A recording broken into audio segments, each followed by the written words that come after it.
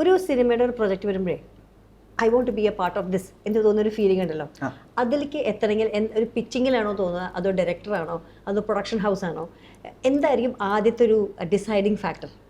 ആദ്യത്തെ deciding factor definitely screen പ്ലേയും narrative പാറ്റേണുമാണ്. അതായത് ഇപ്പൊ എങ്ങനെ പറയുന്നു എന്നുള്ളതാണ്. ഇപ്പൊ ചില സിനിമകൾ കഥ നമ്മൾ വായിക്കുമ്പോൾ നമ്മൾ ചിന്തിക്കുന്ന വിഷ്വൽസും നമ്മൾ വായിക്കുമ്പോൾ ഉണ്ടാവുന്ന എന്താ പറയാ ഒരു പൊട്ടൻഷ്യൽ ഉണ്ടാവും. ചിലപ്പോൾ അത് അവര് പറയുന്നതിൽ ഉണ്ടാവില്ല.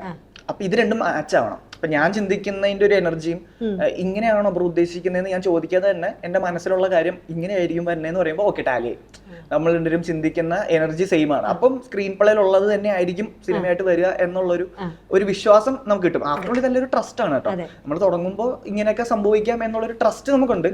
അപ്പൊ അതിന്റെ ഒരു കീ ഫാക്ടർ എന്ന് പറയുന്നത് ഈ എനർജി മാച്ചിങ് ആണ്. സ്ക്രീൻ പ്ലേയിലും മേക്കിംഗ് രീതിയിലാണെങ്കിലും കഥ പറയുന്ന രീതിയിലാണെങ്കിലും എല്ലാത്തിലും ആ പറയുന്ന ആളും പുള്ളി പറയുന്ന കോണ്ടന്റും തമ്മിലുള്ള, പിന്നെ നമ്മൾ ചിന്തിക്കുന്നത് തമ്മിലുള്ള ഒരു എനർജി മാച്ചിങ് വർക്കായാൽ തന്നെ ബാക്കി കാര്യങ്ങളിലേക്ക് ഇരിക്കാം.